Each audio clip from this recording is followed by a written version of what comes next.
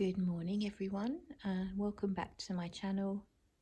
Today's video is a full review of Navitus The Embrace. This is a collaboration between Navitus Parfums and the YouTuber Monica Cioch.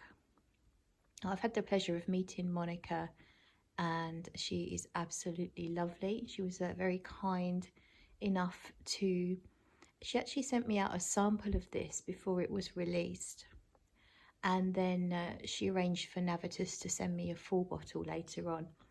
I have already talked about it on my channel a couple of times. You would have seen the unboxing if you were watching, and you would have also seen me mention it in another video, which I can't now remember. I might have done a first impressions from the samples.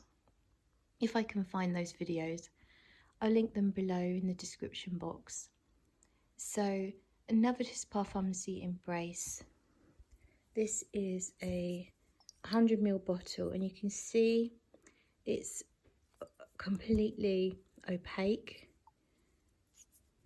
and has a kind of matte ceramic-like finish. Very heavy. I was going to say you could use it as a weapon, but I think that's a phrase that's been said about a lot of heavy perfume bottles. So, well, I've said it now. The packaging is like this. So you have the outside sleeve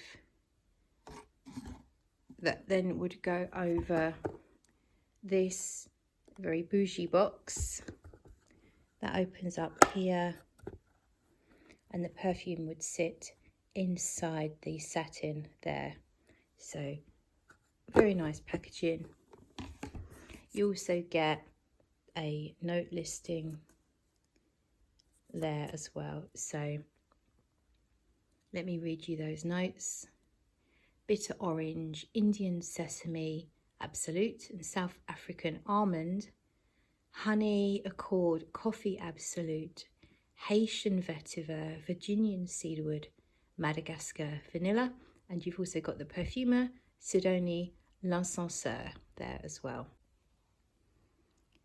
So on to how does it smell, how does it perform.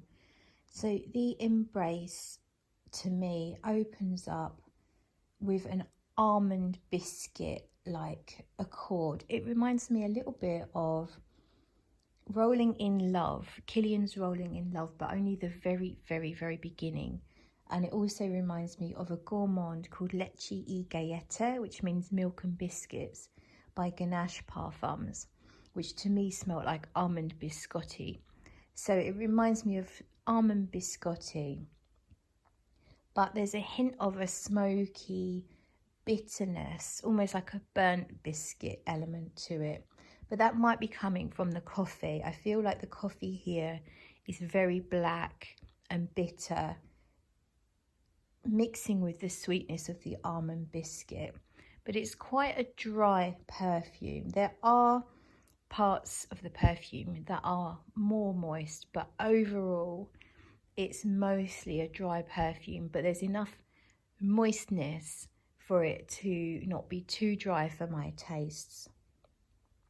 As you wear the perfume, the vanilla starts to creep in, and it feels like there's this big dollop of whipped cream that's been infused with vanilla. But there's also this kind of dry smokiness that's sweet, a bit like maybe burnt marshmallows on a fire. And it actually does remind me of By the Fire, is it By the Fireside or By the Fireplace from Maison Margiela. It has, I wouldn't be surprised if they have the same ingredient, that sweet, smoky, woody smell that you get from By the Fireside, I get here. As it wears, I almost get a clotted cream fudge feel from it. Just a little bit, but it's not as sweet as you might imagine from that. And I think that's because you have some bitterness, some woodsiness, some dry and smokiness all at the same time.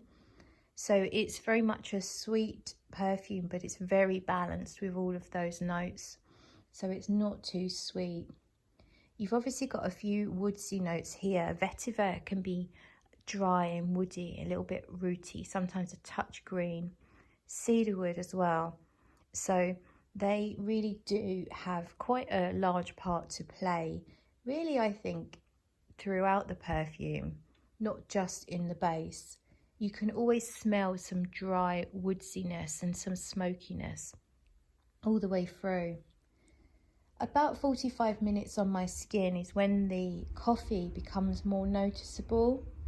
So it feels like you've got some black coffee with some biscuits and just a little bit of cream. It also feels spicy, like warm spices, and then you just have this hint of fudge. And then as it wears further in, I get more of a cream that starts to take the stage, and also some nutty notes. And I think the nuttiness comes from the sesame. Sesame, of course, is not a nut, but I think it can lend it a little bit of a nuttiness here.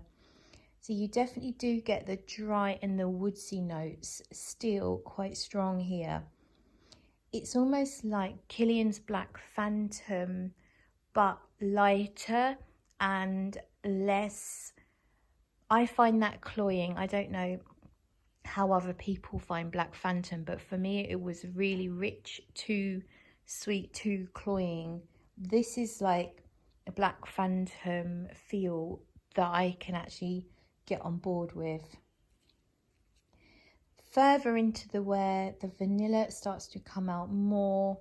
It's still a touch nutty, but it is this vanilla cream and a little less of the sweet smoky note. So the vanilla starts to take over a little bit more and the smoke starts to subside. So then in the far dry down, I really get much less of that smoky woodsiness. It's still there, but it becomes more almost marshmallow-like. There's dryness and moistness at the same time. And it's quite an addictive scent.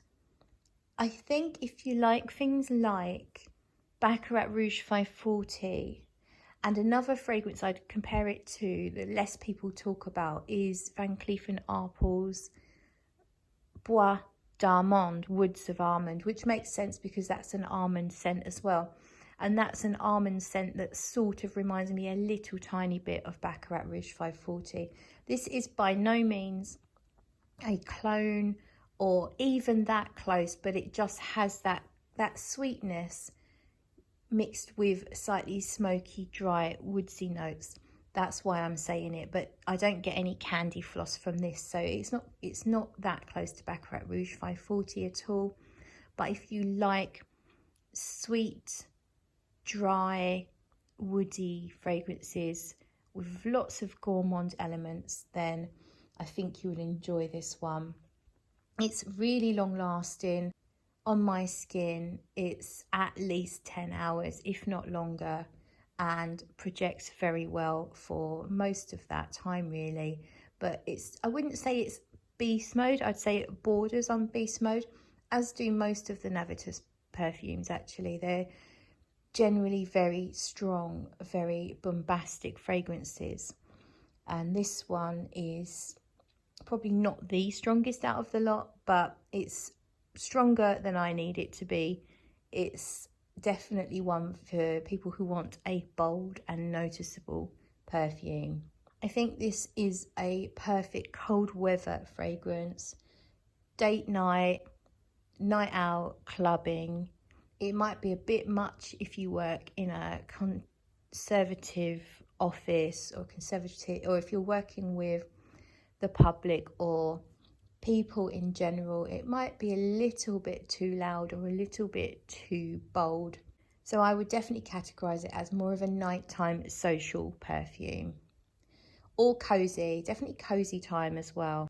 So that's it then. That's my review of Navitus The Embrace.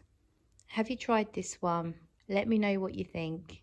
Thank you so much for watching, and I'll catch you in another video.